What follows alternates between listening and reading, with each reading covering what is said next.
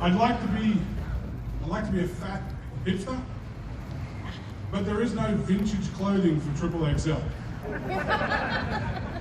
Because us big guys, if we get something that fits, we fucking hold on to it forever. Oh yeah. I got called out the other day, someone walked up to me and said, "That's a nice vintage Rage Against the Machine shirt you're wearing." I said, "It's not fucking vintage if you were fucking there." That was an XL I bought in '97. I've stretched that out to a triple right now. It's held together by 2 pieces of thread. I did see the coolest thing I've ever seen today in the whole pandemic. I pulled into a Whole Foods up in West Hollywood. Now, I can't afford to shop at Whole Foods, I'm a comic. But I'm there to get some Chinese food. And I see this lady, she pulls in a 7 Series BMW and parks across 2 handicapped spaces. And I'm like, you bitch. Where's the cops when you need one? Someone needs a ticket. She's going to get 2 of them. It's going to be awesome. I need to see it. 5 minutes goes past, she wanders into the yoga gear. No cops. She comes out, no cops, with her 2 little lattes from Starbucks. I'm like, son of a bitch, she's going to get away with it. You don't know where this is going. She gets in her car, puts on some hand sanitizer. And I'm not like a little bit. She's doing open heart surgery. Down to her elbows with this shit, all right? Pulls out a cigarette, lights it. The whole fucking car's gone up. Blue flame everywhere. You ever fucked up that bad, you got to turn around and check to see who saw it, to see if you got away with it? She's doing that shit. And she looks and looks eyes straight at me. I'm pissing myself. She gets out of the car, she looks like Doc Brown getting out of the DeLorean and Back to the Future. Fucking hair's on fire, eyebrows are going, bangs are going. Purely the finest piece of karma I've ever seen. Alright, so I got a phone call the other day. A buddy of mine wanted me to go skydiving. Now, I'm hesitant about going skydiving. I've got PTSD from last time. I went skydiving 20 years ago. 20 years ago I was in the army and I was playing bad guy for the special forces and they just shot at us for a week and they said, "We're going to give you a reward. We're going to give you a hippie jump." I said, "What the fuck is a hippie jump?" And they said, "No training, just up to 15,000 feet, tandem jump, right now." I'm like, fuck yeah, I'm into that. I said, "Where's my uniform?" They said, "Nah, just wear what you're wearing." I'm wearing a pair of rugby shorts and a tank top. Now, if the uninitiated, rugby shorts are like hot pants, but baggy. Okay, so that's what I'm rocking. I go over, they say, "Go pick up a parachute." So I rock over to the guy who's packing the chutes. Now, his name's Steve. He's been packing chutes for 20 years. Steve is a good name. Not Stevie, not Steven, Steve. It's a tough name for someone packing parachutes.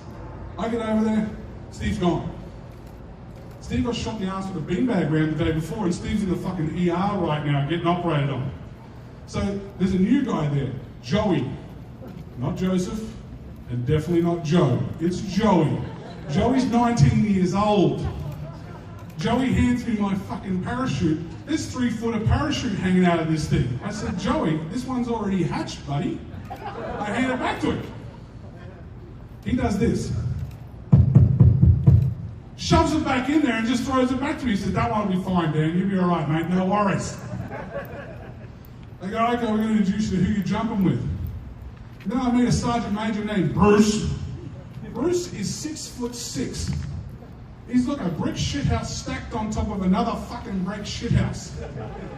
He looks at me and he says, "Son, how much do you fucking weigh?" And I was a little bit lighter. I said, "About 240 pounds, Sergeant." He goes, "Fucking awesome. We're gonna fucking plummet. This is gonna be awesome. We'll beat everybody down. This is gonna be fucking great." I'm shaking right now. I shit myself on this thing. So we get up to 15,000 feet, which is great because every 5,000 feet, Bruce has reminded me how fucking high we are because he's attached to my back. We're about to jump out of the plane. I've got a little secret that they don't know about. I'm freeballing in those rugby shorts.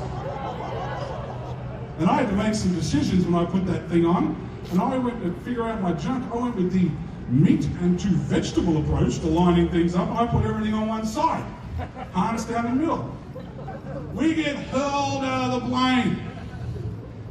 soon as we hit flat air, my balls get sucked to the side of my thigh at terminal velocity. 45 seconds at 155 miles an hour, my nuts are getting sandblasted. I'm screaming out, my nuts, my nuts, my nuts. And all I can hear behind me is Bruce going, yeah, this is fucking crazy, mate, this is nuts. I'm just going, fucking come on, just pop the chute, let me reach down and grab this shit. He pops the chute, I go to reach down. I got to wedge it, it's too fucking far, my arm won't reach. I'm like, this is fucking horrible. I'm like, just get me to the ground. Let me finish this worst day of my life off. Please, my nuts are on fire. And it's then that I look down and I see the 1,000 elementary school kids who've gathered to watch the army men fly the plane. And all the kindergartners could see are just my battered red nuts hanging out of the side of my shorts. Folks, you guys have been fantastic. My name's Dan Green. Thank you very much.